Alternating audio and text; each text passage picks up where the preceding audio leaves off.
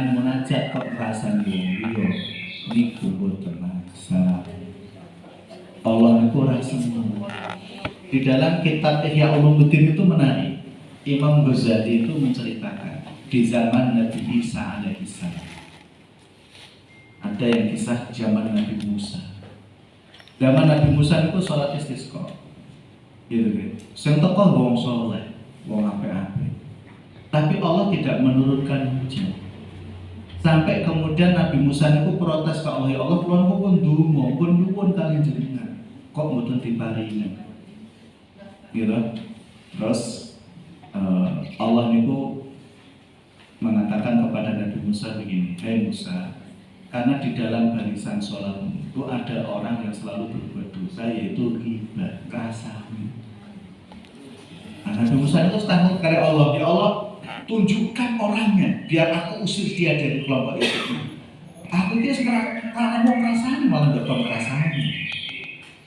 Sampai Allah itu mboten kersa menunjukkan siapa yang suka ngerasani kepada Nabi Musa. Di situ kemudian Imam Ghazali menyatakan begini, Nabi Musa, kenapa kadang-kala doa kita belum dikabulkan oleh Allah? Karena ada hijab, ada penghalang. Nah, salah satu penghalangan apa? Dosa. Nah, berarti wasilah yang harus kita gunakan berikutnya adalah muhasabah, evaluasi diri. Ini penting, muhasabah.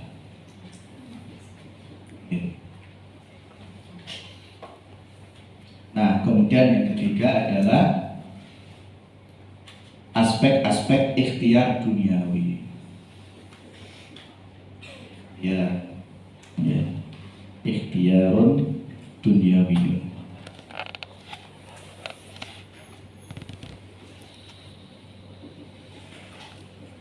Nah, ikhtiar duniawi monggo sing sekiranya bisa menjadi sebab urusan-urusan itu menjadi mudah. Salah satu di antaranya misalnya asyura, bermusyawarah, rembukan, minta pendapat kepada orang-orang yang saleh. Misalnya bil idarah, manajemen, ya mungkin ada manajemen yang kurang pas bil idarah, ya manajemen, pengaturan urusan duniawi kita seperti apa. Jadi musyawarah itu satu hal yang sangat penting. Musyawarah itu.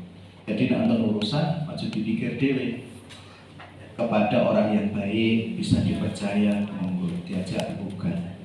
Siapa tahu mungkin usulan masukan orang tidak bermanfaat mungkin. Tapi setidaknya gitu. Orang baik ketika dimintai pendapat mungkin tidak pas, tidak sesuai doanya. Tanpa sadar kadang-kadang doa orang-orang yang ada di sekeliling kita yang mereka minta ke Allah supaya urusan fulan dimudahkan oleh Allah, bisa jadi betul-betul bisa mendatangkan kemudahan. Gitu. Nah, ini salah satu contoh saja di antara hal-hal yang mungkin bisa menjadikan sebab urusan itu menjadi mudah. Ya, kita lanjut di paragraf yang kedua. Allah Subhanahu wa taala berfirman, maka apabila kamu telah selesai dari suatu urusan, kerjakanlah dengan sungguh-sungguh urusan yang lain dan hanya kepada Tuhan mulai hendaknya kamu berharap. Arojak yang harus saya sampaikan. Jadi fa idza faragta fansab wa ila rabbika farghab. Nah, satu hal kalimat yang perlu pandangan renungan di situ. Inilah langkah kehidupan seorang muslim yang telah diajarkan oleh Allah kepada Rasulullah SAW agar dilaksanakan di depan kaum muslimin sehingga mereka juga akan melaksanakannya sampai mendapatkan kemenangan, masuk surga dan selamat dari api neraka. Apabila engkau telah selesai mengerjakan sebuah amalan akhirat, maka bersegeralah untuk mengerjakan amalan dunia. Kemudian apabila telah menyelesaikan amalan dunia, maka bersegeralah untuk mengerjakan amalan akhirat. Maksudnya apa? Al-idarah di situ. Manajemen. Bagaimana kita mengatur urusan kita?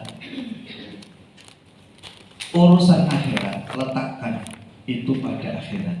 Urusan duniawi letakkan itu pada urusan duniawi. Waktunya sholat itu waktu akhirat, monggo digunakan sebaik mungkin. Waktunya musyawarah, misalnya kita mengatur manajemen urusan-urusan kita, monggo itu ditata dengan baik. Waktunya sholat. Ya, waktunya nyambut gawe, tinggi nyambut gawe. Waktunya dikir tuh digunakan untuk itu terus begitu. Insya Allah, jika seseorang itu sabar tadi ya, di sini yakin kepada Allah, bersandar kepada Allah, merasa terus bersama dengan Allah Subhanahu Wa Taala, insya Allah ada jalan keluar. Yang penting merojak di situ. Fa'idha farta fansab wa ila rabbika. Jadi fargobnya itu harus memiliki harapan. Harus memiliki harapan ke Allah bahwa Allah akan membantu, Allah akan menolong. Sehingga rojak itu juga bagian dari nama husnul dzan. Berbaik sangka kepada Allah. Jadi ketika manusia itu ngapunten sangat tiba-tiba merasa lemah, niku yang bukan kesalahan.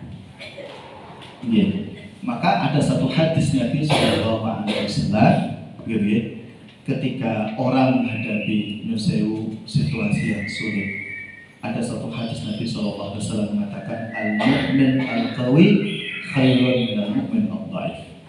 Seorang mukmin yang kuat itu lebih baik daripada mukmin yang lemah. Setelah itu Nabi Sallallahu Alaihi Wasallam mengatakan fasta'in billahi wa la ta'jis. Senantiasalah memohon pertolongan kepada Allah dan jangan merasa tidak mampu. Artinya sebelum kita melakukan sesuatu, sebelum kita berbuat, jangan merasa kita tidak mampu. Sehingga memang proyek ini penting, harapan itu penting. Nah, tentu ketika orang merasa mampu itu juga harus diukur. Saya mampu insya Allah, tapi cuma 4% saja. Enggak apa-apa. Ketika orang bisa menyelesaikan masalah 4%, sementara masih ada sekian persen masalah yang belum sanggup dia selesaikan, enggak apa-apa.